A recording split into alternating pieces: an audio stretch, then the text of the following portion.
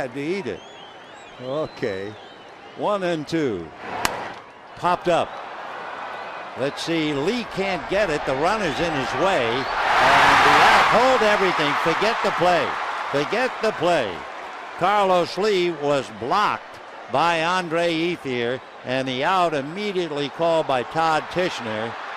I would assume that play is dead because of the play at first base. But it was pretty obvious that Ethier stood in front of Carlos Lee, and Lee had no way to get around him, pushed him to get out of the way, and then the ball was dropped. So immediately Ethier's called out. See the push? Meanwhile, the catcher drops the ball, and it winds up interference at first. Dodgers are not convinced yet. They're going to try to argue, but the Marlins are in the dugout. I would think, and I'm not sure, I would think once interference was called at first, Carlos Lee trying to push Andre Ethier out of the way, that the ball and the play was dead. So Mattingly is talking to Tony Randazzo. They will have a huddle. Brian Gorman is the crew chief. So whenever you get into a bowl of spaghetti like this, it's best to back off and wait until the four umpires put their heads together. One thing was very obvious, that Andre Ethier stood his ground. Carlos Lee had to push him out of the way, but it took Lee out of the play. And remember, if you're thinking about the infield fly rule, there's a reasonable expectancy to make the catch.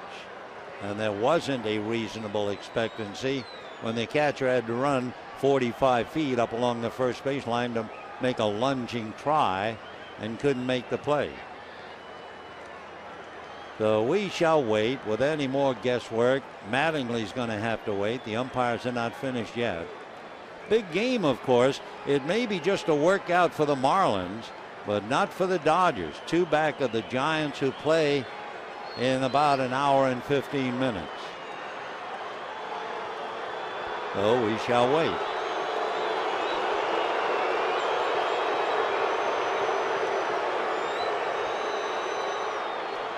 Tom Gorman, whose father, Tom Gorman, umpired so many years in the big leagues, is now breaking the news to Mattingly. Marlins are in the dugout. Most of the Dodgers are in the dugout. The meeting continues. Andre Ethier is going back to first base. Now they're going to call Ozzie Guillen out. Ethier apparently is entitled to be where he was, and it was up to Carlos Lee to get around him. So Lee pushed him out of the way, and immediately the first base umpire Tichenor called out. Then after that, we assumed the ball was dead, and all the rest of it was pure acrobatics. And Mattingly is applauding as he goes back. Guillen now is asking Brian Gorman to go back over the play again. Cruz is going to come back up and hit. So here's the interference. We saw Tichenor do it right away.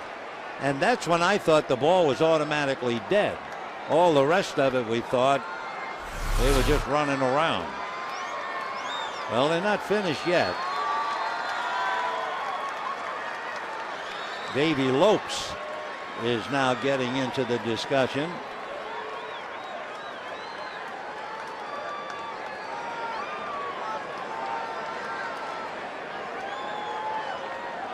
So Cruz came up with runners at first and second, and the first thing to call is the infield fly rule. However, remember, Lee couldn't make the play, and the rule said reasonable expectancy to catch the ball.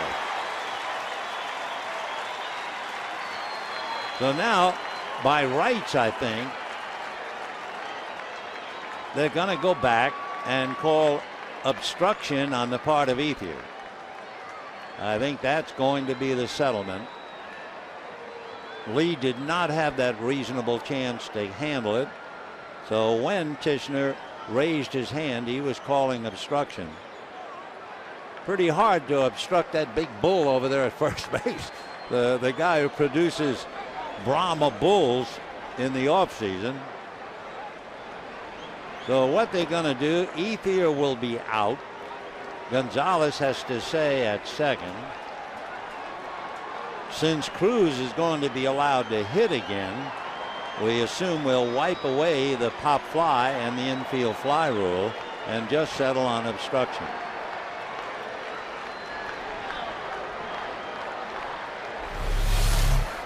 We'll watch the catcher, see if he touches the ball or not.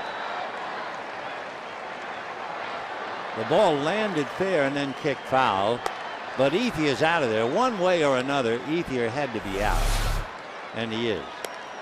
So 2 out.